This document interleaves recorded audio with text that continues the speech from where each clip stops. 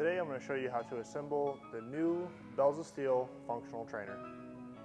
I would say allow yourself about an hour to get this project done.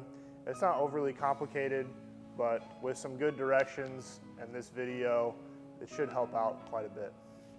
The tools that you will need for this assembly are going to be a 17 box end, a 19 box end, and then a 17 and 19 socket and wrench. And then you also need a hammer or a mallet. So the first step is I'm going to assemble the base and the surrounding pieces first. So go ahead and put the base on the floor. I'm on the right side, so we'll actually angle like this. And then you take your big chrome piece, and we're going to have the holes on the inside on the first slot.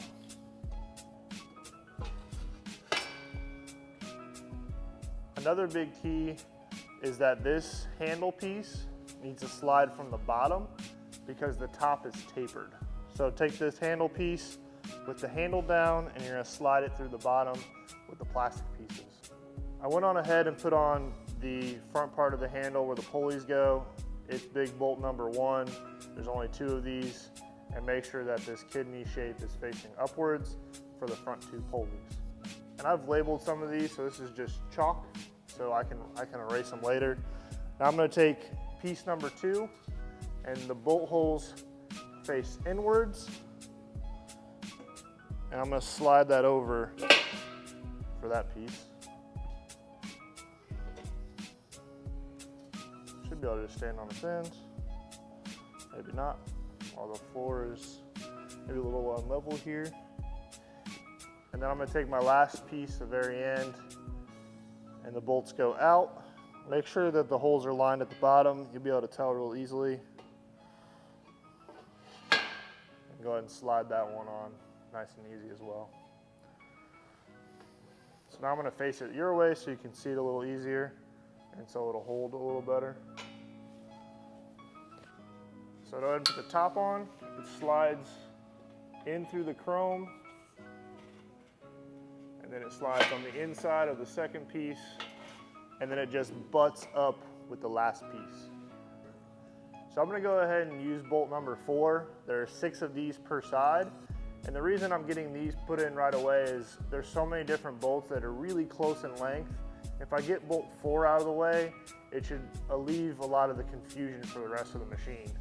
So bolt 4 goes in the top here to solidify this, and then it goes all on the bottom pieces. So 2, 1, and 2. I'm going to put those in, and these are all 17 millimeters. And the other big thing is, since this kit uses almost all the same bolt size, I've got a pocket just full of washers and nuts. So as I go, I can easily just grab from my pocket and put the washer and the nut on the other side. So you'll see me do that a bunch in the video. I'm going to put everything loose, not even going to tighten until the very end. Every bolt will have a washer on one side, a washer and nut on the other. Now I'm going to put this cross piece in. I'm also going to try to eliminate more bolts that we only have a few of. So bolt 2 goes on this side with the back plate, and it is your longest 17 millimeter. So I'm going to stick that through, and then your most common bolt is bolt number 3, and it's going to go on this side. And there's only one other variation of bolt 3, and it has the plastic caps, which we'll show later.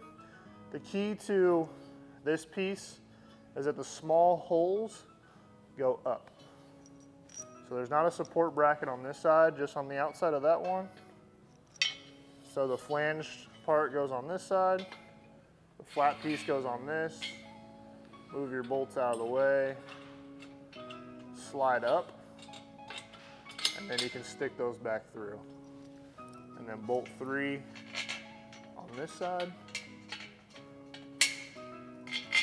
And then I'm going to take my pocket full of washers and nuts and go ahead and put those on.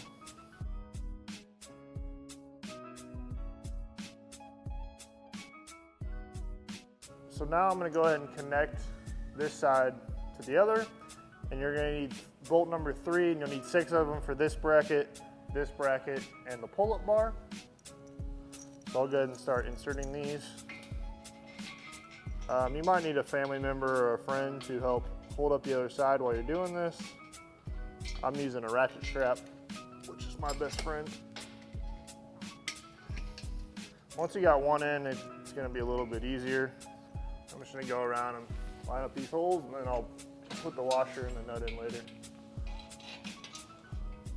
So I notice as I'm going along that it's pulling away, so I'm gonna go ahead and put the washer on now. That way it can't pull away as I'm going. And then I had to take this machine apart twice, so some of the threads are not as crispy as they once were. Because I use impacts, which are great unless you need to reuse a bolt several times. All right, now we can start hanging the weight. The first thing, and the 2 big things that are the most important are, 1, you gotta put the rubber stoppers on the bottom of the slide rails, and 2, on the slide rails, the threaded part has to go at the top. So I'm gonna tilt this piece up, and it'll go to the top. It's easier to put the poles in first and then stack the weights, but because I've taken this apart a couple times, I went ahead and just left all the weight stacks together. But I'd recommend just sliding the poles in, putting the rubber stop, hanging the weight. But this is another way to do it. Ancient guru trick too.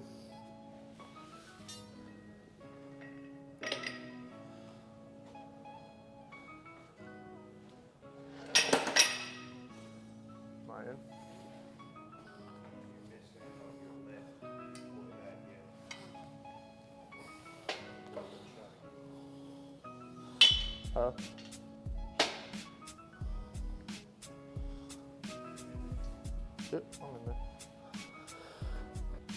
All right, so now we're on to probably the most difficult part, which isn't too bad. These 3 pieces all come disassembled, but I assembled them and I cannot get them apart. So you have your rod with your wheel piece, you have your top plate, which is by itself, and you have the selector rod, and then you have this pin. So the key to the whole thing is, 1, this selector piece has to slide on the rail first. It's got this little ring on it. If you don't do that, you won't be able to get the piece on later.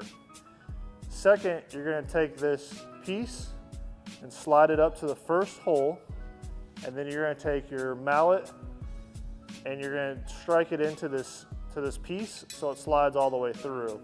You're gonna want this piece on the back side of whatever side you want the sticker on. So whenever you hammer it in, it's not gonna go all the way in, it's gonna sit here with a little bit of excess.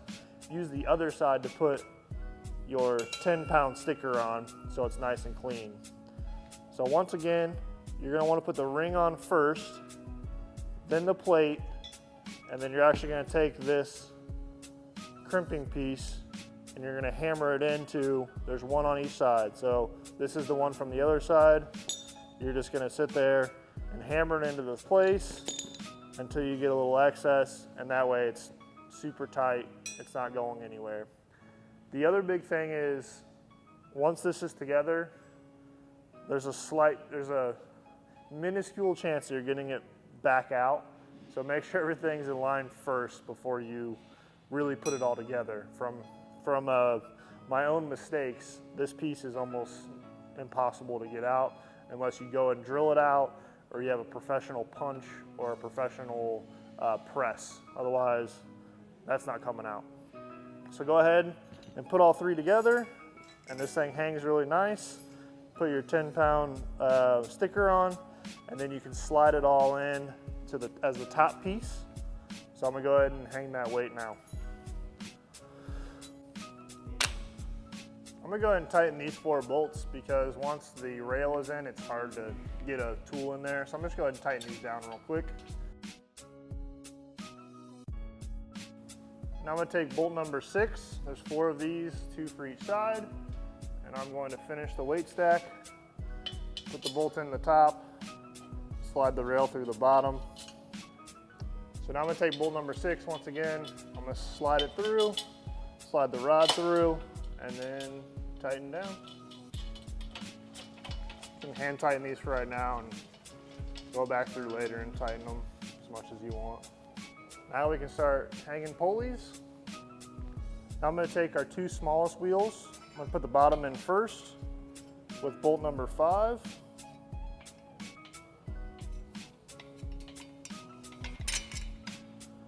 And then the biggest thing is you're gonna take your wire and your ball and you're gonna drape it over the top of that piece before you put the top in. If not, you're starting all over.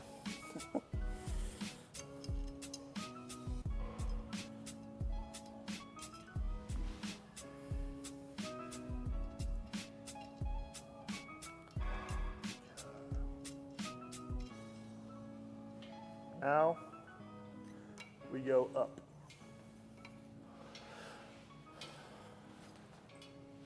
The next piece you're going to need is the big wheel with your special bolt number 3s with the plastic piece. So go ahead and put your plastic pieces on the outside.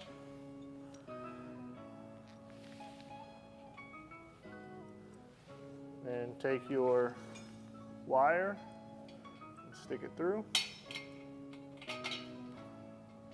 and then put your wheel with the wire on top, push it through, and take your bolt 3 and stick it through all of that. Go ahead and put a washer and nut on it.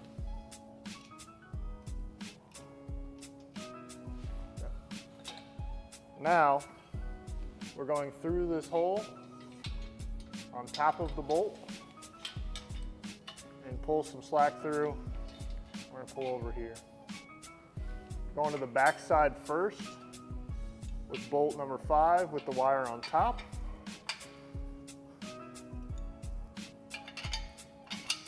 Go ahead and stick through, and then take this and we're going down.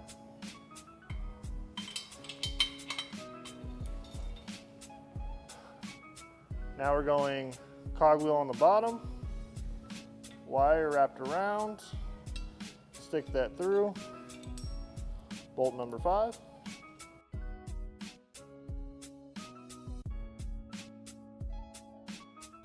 Now we're going through the hole the other way, pulling up.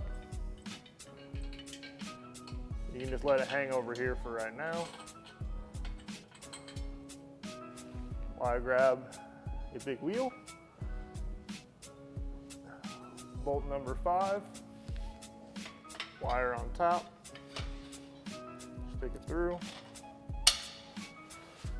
washer, nut. All right, same thing, plastic pieces on the outside.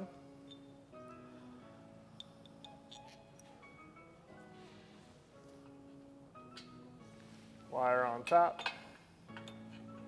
This one can slide in from either side.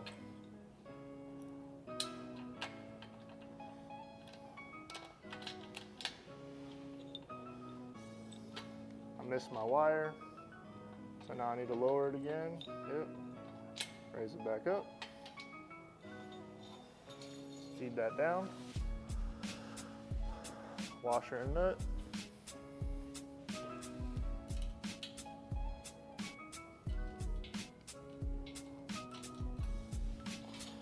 Pull down through the bottom, cogwheel.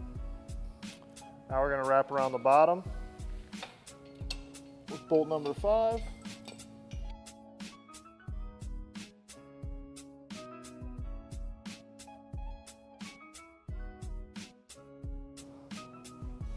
All right, go ahead and stick the pin in for the bottom, and then we're going to start screwing this in. It goes up and the nut goes on this side of it. And the key is to go tight to where there's not much slack, but at the same time you want to be able to pull that pin out nice and easy. So if there's a lot of binding on the pin, it's too tight. So we're gonna go until there's binding. So now I'm starting to bind. So I'm gonna back it off just a touch, a couple screws. And then I'm gonna tighten this bottom nut with a 19. Now let's go through and tighten everything. So give me a minute and I will tighten everything real quick. The only time that you need the 19s are for this bolt and this bolt right here, which I've already tightened down. I'll tighten the rest of the 17s. Tight, but not overly tight. That way the wheels can still spin. The only time you need the box end 17 really is for this back bolt right here. The pull-up bar is at an extreme angle, so you have to use the box end, the open part.